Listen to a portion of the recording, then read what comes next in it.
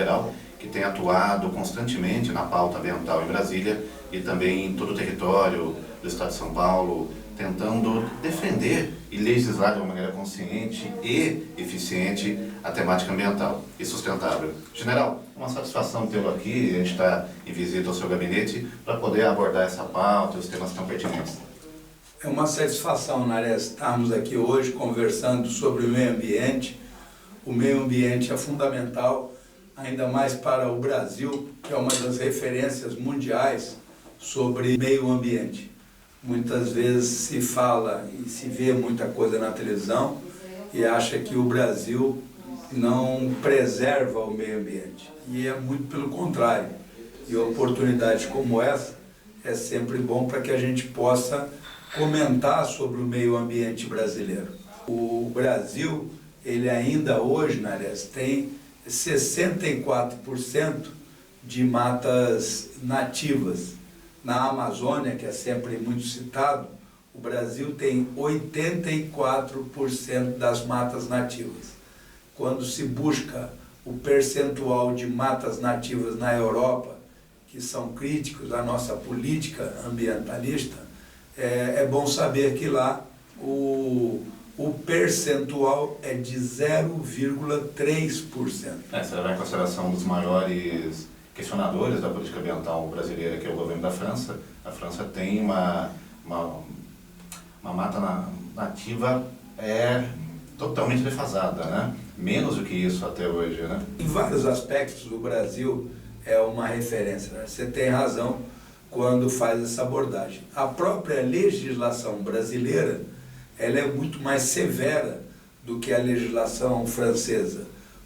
Quando se fala em reflorestamento, e eu vou citar isso, porque muitas vezes as pessoas falam assim, o Brasil já tem 1/4 do território de área de preservação ambiental. Isso não tem nenhum país do mundo. E as pessoas, como vai fazer? Eu digo sempre, pode reflorestar.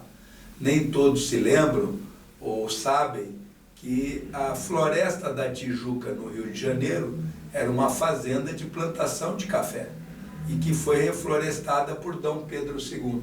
Então o Brasil, além de um volume muito grande de matas nativas, já se pensa e já executa reflorestamento desde Dom Pedro II. E fica aí um desafio sempre, né, que todos os países tivessem 1/4 do seu território de área de preservação ambiental. General, aproveitando a deixa, né, Dom Pedro II foi um dos maiores líderes, talvez o maior líder que o país já teve, e é muito pouco conhecido ainda, e seus feitos, seu trabalho não são tão claros para a população de modo geral. A política ambiental brasileira, pode-se dizer que ela também atravessa isso, né?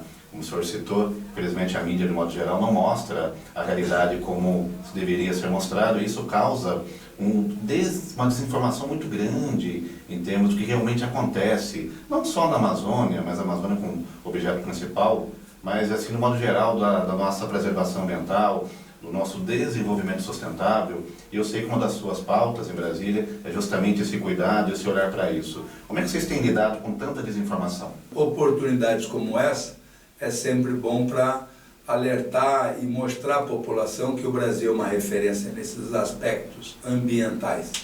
Só para se ter uma ideia, muitas vezes se falou no carro elétrico, tá bem, mas a matriz energética da Europa é carvão e petróleo. Quer dizer, você não queima o petróleo no carro, mas queima para poder ter a energia elétrica. Diferente do Brasil, que tem uma matriz energética das mais limpas do mundo, com as nossas hidroelétricas, com a energia solar, que o Brasil é muito bem contemplado por esse aspecto, também com a energia eólica. São aspectos que o Brasil é referência mundial. Então aqui sim, você pode dizer que os ciclomotores, os carros elétricos, vão poder contribuir nessa função de proteção ao meio ambiente. E é oportuno, quando se fala em carro elétrico, também comentar que o Brasil possui o motor a combustão menos poluente do mundo. Por quê? Porque é o motor que dotam os carros a álcool. Hoje os nossos motores são flex. Toda vez que você abastece de álcool, vai queimar um combustível que é muito menos poluente ao meio ambiente. Por isso que a própria gasolina do Brasil, que tem 25% de álcool, é a gasolina que menos polui no mundo. Então, você vai observando que o Brasil, nesses aspectos, também é uma referência. Você observa, muita gente desconhece, que nós reciclamos o papel no nível da OCDE. Então, os países europeus, na reciclagem de papel, o Brasil executa essa atividade na mesma proporção. E só que o Brasil, no que se refere ao alumínio, a latinha de alumínio, o Brasil é o campeão mundial. Nós reciclamos 98% das latinhas de alumínio que o cidadão utiliza. Isso é um feito fantástico em termos ambientais e necessários. A área de preservação também brasileira, ela não se tem em comparação em nenhum outro local do mundo. Nós temos a Amazônia com uma área correspondente a mais da metade do território brasileiro. Se nós pensarmos nessa área e no Pantanal, o que sobra é uma área em torno aí de 40%, 45%. Nessa área, que é a área sudeste, sul, centro-oeste, nós podemos plantar em 80% de uma fazenda, sendo obrigatório preservar 20%. Isso também não ocorre em outros locais.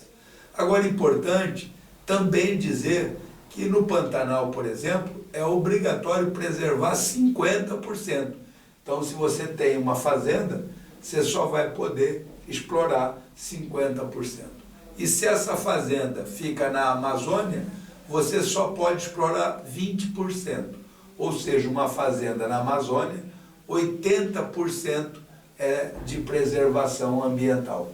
Isso eu digo que é fantástico, né? O Brasil, quando se fala, quando se pensa em matriz energética, a nossa tendência é cada vez mais ter uma energia renovável, uma energia de acordo com o nosso meio ambiente. Isso é muito, muito positivo. Temos que melhorar? Temos. Né? Muitas vezes, quando faz o desmatamento, se você tem uma fazenda e não utilizou toda aquela área, está previsto que você faça um desmatamento.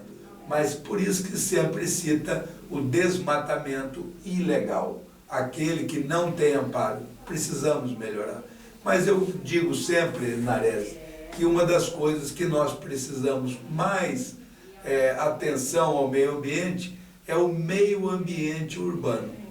Se nós observarmos aqui em São Paulo, a Guarapiranga, a Billings, precisam de uma atenção muito maior do que na área que nós temos em termos de florestas e tudo mais. Nós estamos muito bem preservados naquela área. E a mesma coisa não ocorre na Guarapiranga. Guarapiranga é a água que nós bebemos. E nós observamos um volume de esgoto, de não tratado, indo para... Observamos uma ocupação muito irregular das margens. Muitas vezes a legislação é tão severa que não pode nada, muitas vezes o dono até abandona e aquilo acaba sendo invadido e nem sempre a utilização dessa invasão é dentro desse contexto. Eu acho que isso também é um grande desafio que esse governo teve que enfrentar e eu acho que tem saído muito bem, apesar de não ser tão divulgado, né? Quando você tem uma legislação ambiental muito rígida, e nós tivemos exemplos claros, né, que isso não é bom, né? Aí nós temos questões de desde extratividade de areia ou construções de áreas de APA. Você tira de algum local e prejudica o outro, né? Eu acho que o caminho sempre é tentar equilibrar de uma maneira sustentável o que pode e o que não pode, mas não o radicalismo, não é, general? Esse é o fundamental. Quando se fala do governo, nós temos que, em termos de meio ambiente, não pensar em governo, nós temos que pensar sempre em país, sempre no Brasil. E fica aí uma sugestão para que pesquisem no celular os últimos 20 anos do desmatamento brasileiro. Vocês vão observar que o desmatamento atual ele está dentro da média. que nós tivemos nesses últimos 20 anos. Eu diria que até um pouco mais abaixo. Nós tivemos um período crítico pelos idos de 2004, 2005, 2006, viemos melhorando nessa condicionante. Mas o que nós estamos executando é dentro desse foco. Estrategicamente, Nares, o Brasil detém 55% das áreas possíveis, mesmo cumprindo a legislação ambiental, possíveis de plantação no mundo. Então, hoje o Brasil planta em 7%, e ele, a cada 5 pratos de comida, um prato é brasileiro. Ou seja, ele atende aí em torno de 20% da população mundial. E a tendência é de que isso venha a aumentar, exatamente pelas qualificações brasileiras em termos de meio ambiente. Não só por ter a terra para plantar, mas pelo trabalho fenomenal que a Embrapa e que as pessoas do agronegócio fazem para o nosso Brasil. A Embrapa e os agricultores, o agronegócio, conseguem fazer uma das melhores produções por hectares do mundo. E a estrutura como um todo, antes você tinha, para tirar a soja do centro-oeste, você tinha uma dificuldade, tinha um custo muito elevado comparado a outros países, mas, no entanto, com o ministro Tarcísio, hoje a soja, para ser exportada, em termos de transporte, gasta menos do que a soja americana para ser exportada. E isso é uma coisa muito positiva e que vai colocando o Brasil nessa vanguarda de alimentação mundial. É uma pauta que eu lido constantemente. A gente tem um grande problema no Brasil, que são as estradas, né? Geralmente, falar dos portos principais, geralmente a soja ou vai para Paranaguá, ou ela coloca lá em Recife, né? Para poder mandar para a Europa, para a China, para a Ásia, enfim. Mas as nossas estradas sempre foram um grande problema, né? Porque o custo, né, para o produtor rural mandar para o porto sempre foi algo bem elevado, né? Isso é uma coisa que vocês estão conseguindo, de fato, resolver, essa questão do transporte, do custo, seja soja, açúcar ou outra commodity? Esse foco que você abordou muito bem, ele é fundamental. Como eu disse, nós já estamos exportando com um valor adequado em termos de mercado mundial. Mas, já que você tocou no assunto, é importante que, com o ministro Tarcísio, no governo Bolsonaro agora nesse momento, e com o apoio especial do Congresso, de todos os parlamentares, nós conseguimos aprovar uma BR do mar, e com uma série de aspectos de privatização de portos, otimizando essa área. Só para observar, muitas vezes, um navio que sai do Rio Grande do Sul para levar material, o arroz, para o Rio Grande do Norte, é uma coisa... Um navio leva 300 containers, né? Você está tirando 300 caminhões daquele contexto. A parte ferroviária também, que é o segundo modal, foi muito ampliado pelo governo, foi muito otimizado pelo governo. Nós, inclusive, no que se chamou da mudança da legislação pelo Congresso Brasileiro, do novo marco das ferrovias, permitiu que a iniciativa privada participasse muito efetivamente. E se imaginava, quando abriu, falou, olha, quem quer construir uma ferrovia pode apresentar projeto. E se imaginava que fossem chegar em torno de 8, 9, 10 projetos, porque muitas vezes você tem uma empresa grande de celulose, você está a 50 quilômetros de uma ferrovia importante. Então, compensa esse trecho. Só para ter uma ideia, esse foco, as propostas chegaram a mais de 80, e todas elas alinhadas, as licitações e tudo mais, executadas aqui na B3. Então mudou transporte marítimo, transporte ferroviário, o transporte rodoviário, se mudou a legislação em termos dos ônibus e também das concessões. E o transporte aéreo, que é o último modal, que também contribui dentro desse foco, eu fui o relator da matéria e facilitou a construção de aeroportos, criação de empresas, arrendamento de aeronaves. Isso tudo é muito bom. e que quando se interliga, cada modal tem uma vantagem.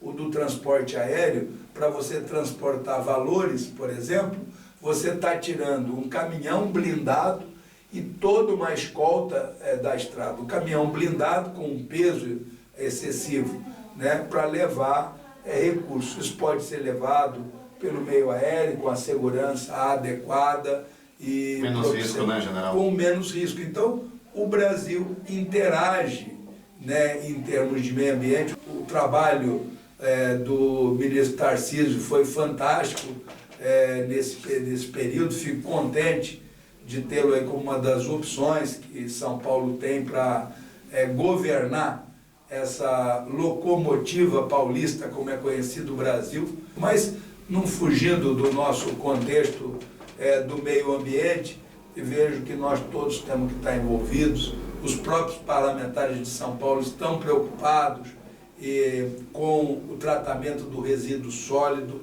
Vejo que São Paulo tem sido um exemplo pelos consórcios de municípios, são 20, 30, 40 municípios, muitas vezes, que se associam para poder buscar soluções adequadas para os municípios, e dentre essas soluções, uma que importa muito é o do tratamento do resíduo sólido. Isso é fundamental e todos nós estamos envolvidos. Vamos ver se tenhamos mais usinas de tratamento do resíduo sólido. Aí sim, nós vamos também estar contribuindo com esse meio ambiente, e que o Brasil, como eu disse, é um país fantástico nisso. Não podemos deixar de citar o projeto Tamar, que nós temos no nosso país. Já colocou 24 milhões de tartaruguinhas marítimas no oceano. Então esse é o Brasil, né? Um país para nós nos orgulharmos, né? Um país que permite ao cidadão uma qualidade de vida adequada, e temos que estar unidos para gerar emprego, né? Para gerar atividade, porque nós temos uma capacidade muito grande. Então não pode ter brasileiro com necessidade alimentar, temos que buscar que o nível do desemprego seja o menor possível, e isso tudo reflete no próprio meio ambiente, né? Quando a pessoa tem uma estrutura adequada, ela vai executando. E essa educação ambiental nas cidades, a educação ambiental, né, de você não jogar a latinha pelo carro, de você não jogar o cigarro que acabou de fumar no chão, de você não jogar a garrafa de água que você acabou de beber em qualquer local, de você não achar que uma garrafa PET não vai produzir nenhum problema no rio. Ela vai trancar os bueiros, ela vai dificultar o escoamento, ela vai poder acabar propiciando essas enchentes que acabam tirando a qualidade de vida do cidadão. Então, a educação ambiental, urbana, ela é muito importante, e o Brasil tem que trabalhar nisso e continuar trabalhando para melhorar cada vez mais, ter sempre a consciência de que o meio ambiente é fundamental. Nós temos aí uma perspectiva favorável de 2022, que está sendo apontado como o ano da energia solar do Brasil. Nós temos hoje talvez uma facilidade maior de financiamentos, né? A própria Caixa Econômica hoje, ela também tem ali um financiamento para o cidadão que queira fazer um projeto de fotovoltaico. E eu acho que é um ponto importante também nesse crescimento que o senhor cita, né? Envolvendo o estímulo à energia renovável, até o Brasil, com a incidência que ele tem, né, de raios solares, é um ponto favorável. Mas o que eu queria te perguntar, nós temos dois aspectos muito importantes, né? Primeiro, projetos eólicos no Brasil nós temos muitos hoje, né? E muitos desses projetos buscam a aprovação do BNDES. Não sei se o senhor tem acompanhado, o que o senhor tem a dizer sobre isso. E realmente o dinheiro ser liberado para onde precisa. Esses projetos vão gerar, além da facilidade energética, empregos também. E o segundo, voltando à questão da agricultura, que é uma pauta que o senhor atua muito, né? O pequeno produtor. Esse pequeno produtor hoje, ele também está começando a produzir e mandar para fora do Brasil. Mas muitas vezes ele não tinha a orientação, o cuidado necessário para poder fechar corretamente os seus contratos. O senhor também tem cuidado desse aspecto? Você colocou um termo muito importante. O estímulo à energia solar, à energia eólica, ela é fundamental. E o Brasil tem executado isso. Anteriormente, esse material ele tinha um custo muito elevado. esses estímulos, né, de isenções de uma série de tributações, fez com que se tenha uma demanda muito maior. E quando você tem uma demanda muito maior, compra muito mais, produz muito mais, o custo desse material fica mais econômico. Hoje é natural você verificar casas com aquecimento solar para água, hoje é natural você observar que estacionamentos de shopping com cobertura, parece uma cobertura normal ali para proteger do sol, e quando você olha mais detalhadamente, você vê que são placas solares. Eu também advogo muito que as próprias construções de casas populares, o telhado, em vez de receber a telha, se recebesse a placa solar, pode ser um investimento privado, né, uma parceria de uma empresa com aqueles moradores para produzir energia, e a demanda por energia ela é crescente. Se o Brasil, o PIB aumenta, se a população aumenta, a necessidade de emprego vai aumentar, e isso é muito importante. Você falou dos financiamentos da Caixa Econômica, a Caixa Econômica tem sido fantástica, o presidente Pedro Guimarães está de parabéns. Nesse período da pandemia, propiciou o auxílio emergencial de uma maneira digital, né? Hoje o Banco Caixa Tem, são as contas digitais da Caixa Econômica Federal, superam 100 milhões de contas. É o segundo maior banco digital do mundo. O valor dessa estrutura é praticamente quase o mesmo valor da própria Caixa, pela dinâmica que a Caixa tem. A Caixa também tem financiado esse microprodutor, né? Antes a Caixa era um segmento... Verdade, hoje ela também tem, né, esse pacote do produtor rural também. O pacote dela de produtor rural, ela saiu lá de trás, de 8º, 10º banco que financiava, para ser o segundo banco que financia o agronegócio brasileiro, em especial o pequeno produtor. Quando você exporta frutas, em especial flores, né, todo um contexto desse tem um trabalho e uma integração técnica. Hoje nós podemos saber que determinadas frutas, quando sofrem um tratamento, esse tratamento de radiações, além de matar todas as bactérias, dando uma segurança para aquele país que está indo aquela fruta, ela também retarda o amadurecimento e, por consequência, que ela fique podre. Então, com isso, uma fruta ela vai se manter naquelas condições adequadas por um período de 40, 45 dias. Isso também pela tecnologia e pela integração. Então, nós, né, quando se diz assim, juntos somos mais fortes, é nesse aspecto, é o banco financiando o micro, é a Embrapa ajudando a produzir, é o produtor pequeno preocupado com o meio ambiente, com as nascentes, porque é uma propriedade que não tem água, né, não produz, não pode acabar produzindo, perde o seu valor, inclusive. Por isso, essa preocupação dos fazendeiros, do pequeno agricultor com as suas nascentes, é uma preocupação principalmente deles, e a integração de tudo isso propicia essa adequação. Um tema que tem sido muito recorrente e muitas vezes parece uma agressão ao meio ambiente é a mineração em terra indígena. Isso vamos deixar para uma outra pauta, mas é importante salientar 4 aspectos nessa mineração em terra indígena.